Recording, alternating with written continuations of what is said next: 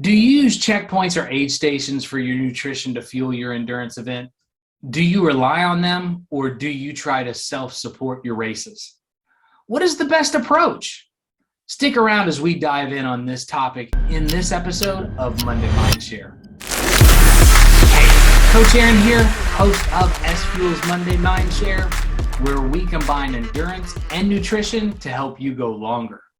The history of aid stations and checkpoints in endurance sports has long centered around only providing water and copious amounts of carbohydrates at stations around the bike and run course.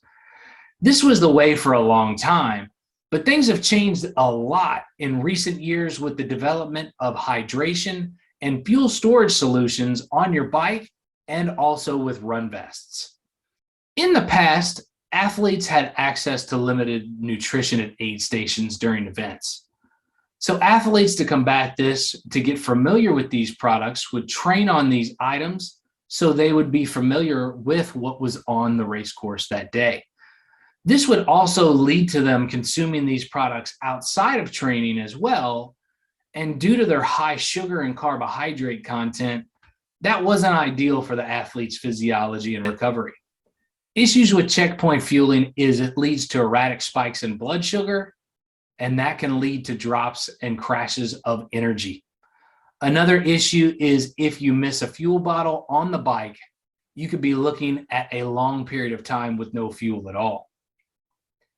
With the innovation of bike and run fueling solutions, the athlete has more control over this process. You have the ability to use a drip feeding process, taking in hydration or nutrition every 10 to 20 minutes. This approach allows for a more stable flow of fuel through the duration of the event and a more level amount of energy. For example, on the bike, you could use a standard water bottle like this. You could have concentrated with 5 servings. You would then take that water bottle, squirting it into your center console hydration system, taking a water bottle from one of those aid stations and watering it down. And this one bottle would actually really last almost the entire race. In running or on the bike, a Race Plus Bullet can also provide you with 3 servings. And from this, you are able to take on fuel periodically when you need it. Let's take a 12 to 24 hour, even a multi-day ultra event. You can add both of those options in your fueling practices between checkpoints, then take whole foods in at those checkpoints, and this is going to help you maximize and sustain your energy through the event.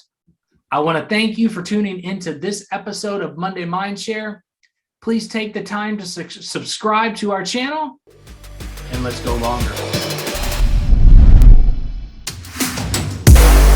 Thank you.